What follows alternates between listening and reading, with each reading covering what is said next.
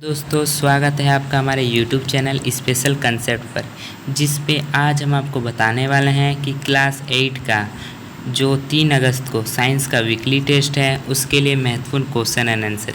इसलिए इस चैनल पर अंत तक बने रहें और इस चैनल पर नए आए हैं तो इस चैनल को सब्सक्राइब करें, बेल आइकन को ऑल पर प्रेस करें ताकि आने वाली वीडियो की नोटिफिकेशन सबसे पहले आपको प्राप्त हो।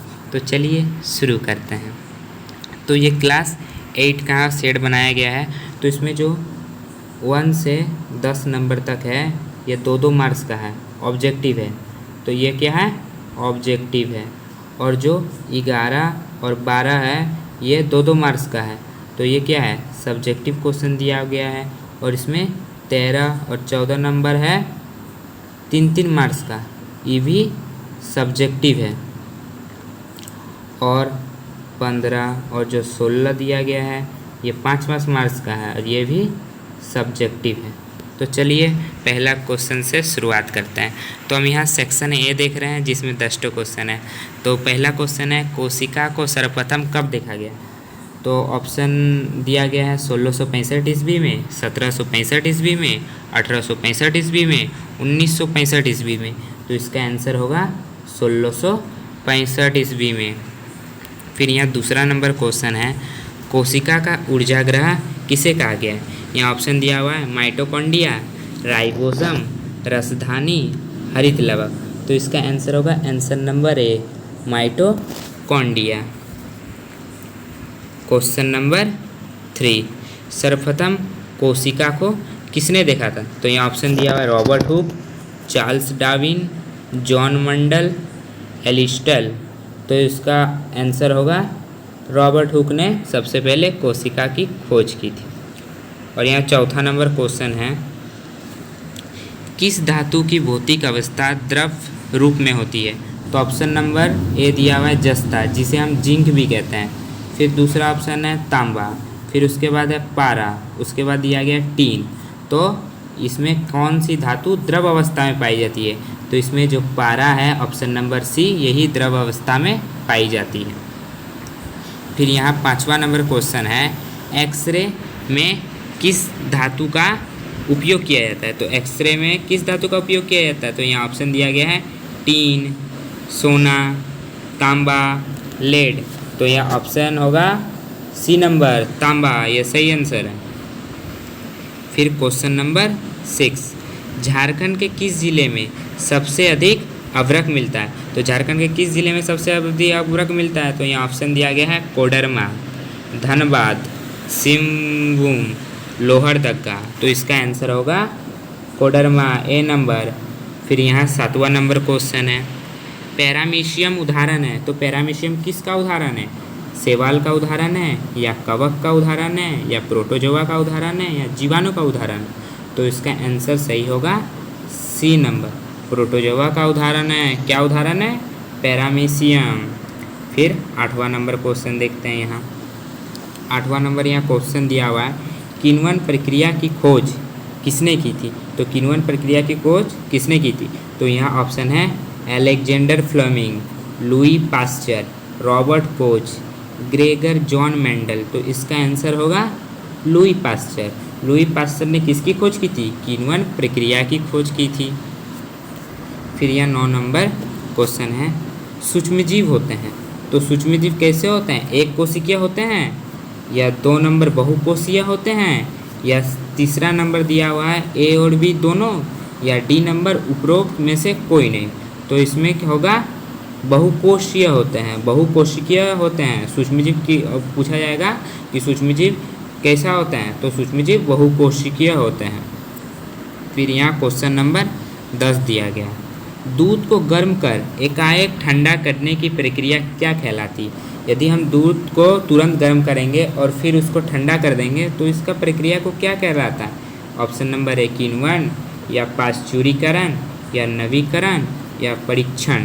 तो इसका आंसर होगा बी नंबर, पाश्चुरीकरण। तो ये हम लोग जो सेक्शन ए है उसको हम लोग ख़त्म कर चुके हैं। तो यहाँ अब हम लोग सेक्शन बी में जो क्वेश्चन है 11 और 12 उसको देखने वाले हैं, जिसका मार्क्स 2 नंबर है एक क्वेश्चन का। तो यहाँ क्वेश्चन है कोशिका भित्ति पौधों में क्यों होती है? यहाँ एग्जाम में पूछ दिया कि कोशिका भित्ति पौधों में क्यों होती है, तो यह आंसर ऐसे लिखना है कि पौधे चल नहीं सकते, क्योंकि पौधे के तो पेड़ हाथ तो नहीं है ना कि वो चल लेंगे। फिर इसलिए ताप में परिवर्तन, और ताप में भी परिवर्तन होता है। तीव्र गति से चलने वाली वायु, और वायु भी क्या होती है, तीव्र गति से चलती है।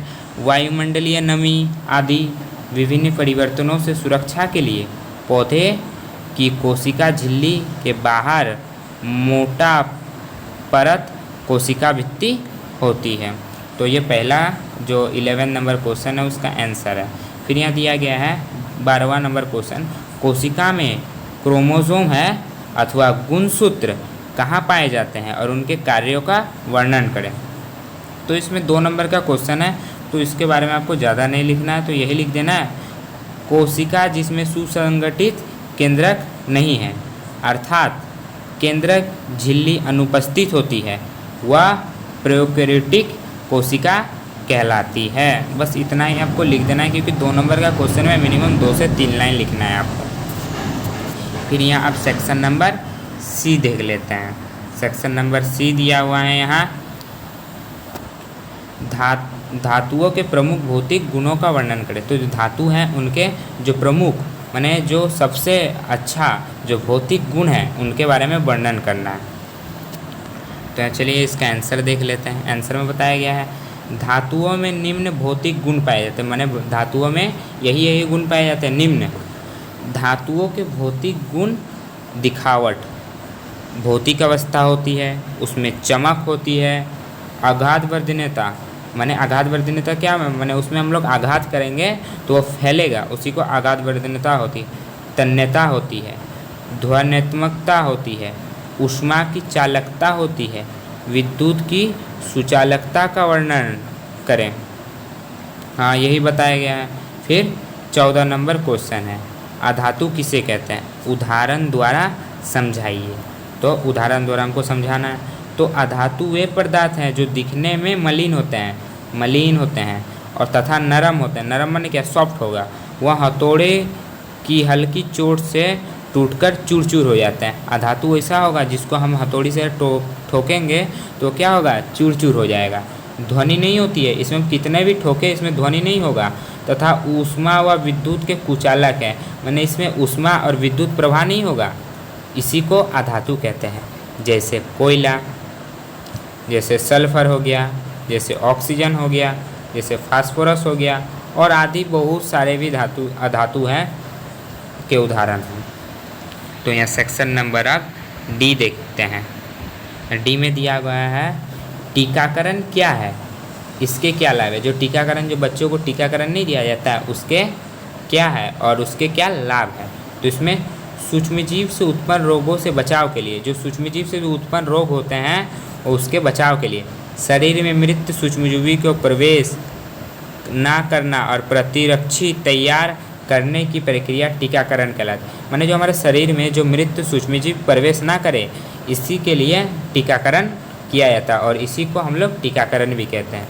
टीकाकरण से शरीर में प्रतिरक्षी तैयार हो जाता है। प्रतिरक्षी माने क्या, हम लोग का प्रोटेक्ट करने लगता है, जिससे हमारे अंदर कोई भी सूक्ष्मजीव प्रवेश ना कर सके, जिससे भविष्य में यदि वह सूक्ष्मजीव शरीर में प्रवेश करता है, यदि भविष्य में कोई सूक्ष्मजीव प्रवेश भी कर लेता है तो उसके प्रतिरक्षी रोग से शरीर की रक्षा कर लेता है। तो जो हम टीकाकरण किए हैं उससे वह रोग को लड़ लेता है और प्रतिरक्षीकरण से अनेक रोगों से बचा जा सकता है। और जो ये प्रतिरक्षीकरण है इनसे बहुत से रोगों से बचा जा सकता है। जैसे टीबी से बचा जा सकता है जब टीकाकरण करवाते हैं, चेचक से, कोरोना से। देखिए थे नहीं, कोरोना में हम लोग को जो वैक्सीन निकला था उससे हम लोग को कितना बचाव मिला। तो क्या था, हम लोग को टीकाकरण ही तो दिया गया ना, first dose, second dose, third dose.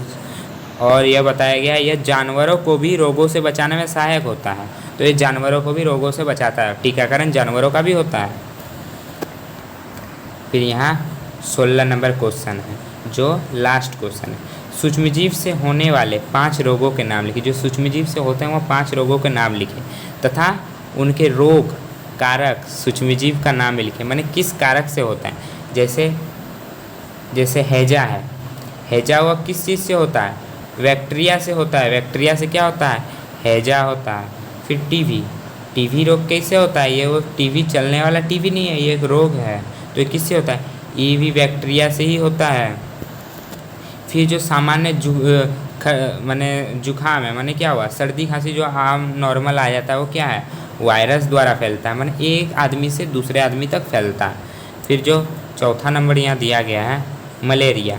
Malaria तब सुने होंगे, जो मच्छर के काटने से होता है। यह किसके कारण होता है?